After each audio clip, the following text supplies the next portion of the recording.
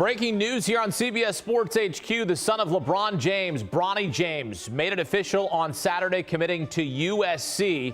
Bronny choosing the Trojans over Ohio State and Oregon, staying close to his dad and his family in Los Angeles, and will play for Andy Enfield and the Trojans program. Bronny spent the last 4 years at Sierra Canyon High School, where he averaged 14 points during his senior season. According to 24/7 Sports, Bronny James is ranked as the 26th prospect in the class of 2023. And for reaction, welcoming Director of Scouting for 24/7 Sports, Adam Finkelstein. Adam, your reaction here to Bronny James committing to USC? The timing we were caught off guard by. Everybody wasn't really sure when he was going to make his announcement. There was speculation it could come a few weeks ago at the Nike Hoop Summit. That didn't happen.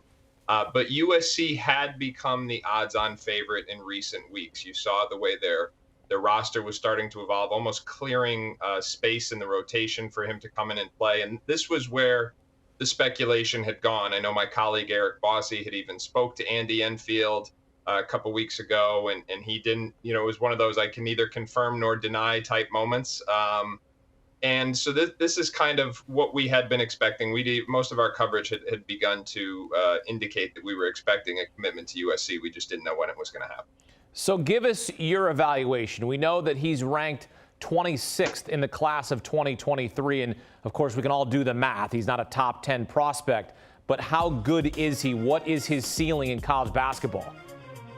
Well, he's not only the most well-known high school player in the country, but he's become one of the most polarizing because different outlets are ranking him different places. ESPN has him projected as a one-and-done lottery pick. That is not my evaluation. That is not our group's evaluation.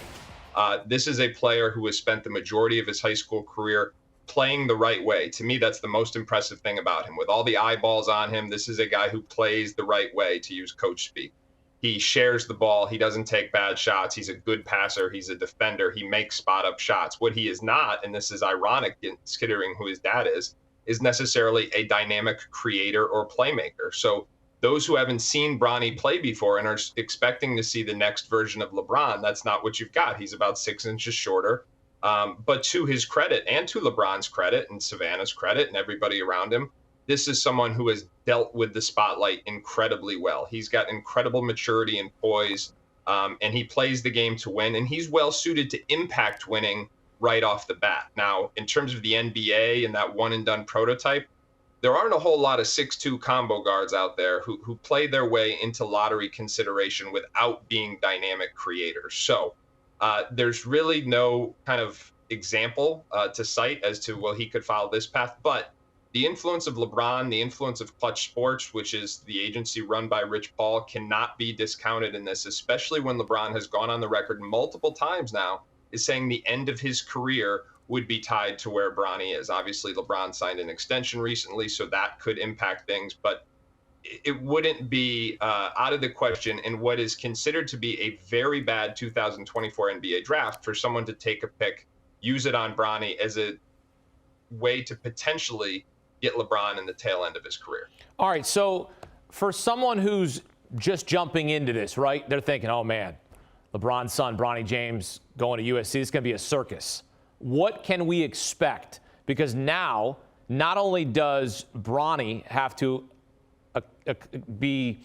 make the jump to college basketball and get accommodated with that and get acclimated to that, now the team around him, he's got to try to fight for playing time with some good. Boogie Ellis is there. This is a team that just went to the NCAA tournament. They lost in the first round. But now, what do you realistically expect for him in his freshman season? Like, how many minutes are we talking about to even have the shot of going to the NBA draft? Well, I think that's all stuff that was, I don't want to say pre-negotiated, but has probably been discussed at length in the recent weeks and months. I think a lot of those details, and there are a lot of details when you're talking about somebody like Bronny James, even from a security standpoint, before you get to even, I mean, is this kid going to live in the dorms? I don't think that's likely. But, there are a lot of details that you have to figure out when you're going to bring Bronny James onto your campus. And the other thing to remember here is USC has Isaiah Collier in their class. Isaiah Collier, who's the second-ranked prospect in the class and the best pure point guard. You mentioned Boogie Ellis. So in my mind, those are the three guards that will play the vast majority of the minutes in the backcourt. essentially becoming a 3-guard rotation for Andy Enfield. And I think you will see Bronny play quite a bit of minutes, but I think the situation is really tailor-made for him because he's going to be primarily off the ball, enough on the ball so that he can kind of flash the potential as a developing lead guard. But he's really as good of a passer as he is right now because he's not much of necessarily a creator or an advantage creator, if you will. He's kind of more natural off the ball because the best thing he does is shoot the basketball. Playing with someone like Isaiah Collier, who's a pure point guard and an excellent passer, playing with someone like Boogie Ellis, who's very experienced in the backcourt, that is all going to benefit Bronny. But there's enough minutes there for him to come in and play alongside those two guys right away. All right, we live in a social media era, right, Adam? You know that. So if we're about to clip something off here, get ready for your response. I'm just letting you know here. Do you expect in 2025 to see LeBron James and Bronny James playing on the same floor in the NBA? Wow. I think it's very, what I don't expect is Bronny James to be a lottery pick next year. Given that LeBron is under contract with the Lakers, if the Lakers have a pick in the late first round or the second round, it would not surprise me in the slightest if they decided to take Bronny James and bring him into LA. Let's face it, that is not unprecedented. Even at USC, USC had Isaiah Mobley drafted to join Evan Mobley with the Cavs. So there's plenty of examples of NBA organizations drafting a family member to take care of the high-profile guys on their team. It wouldn't surprise me at all if Bronny joined the Lakers in the tail end of his career. What I do not expect to happen, or what I wouldn't bet on, I don't think it's impossible, as I alluded to earlier, but what I do not think will happen is Bronny being a lottery pick and then LeBron potentially changing destinations because he will be under contract next year with the Lakers. All right. Look, there's never, ever been a situation where you've had a father and a son in the NBA at the same time. We've seen it in other sports. We saw it in Major League Baseball with the Griffeys.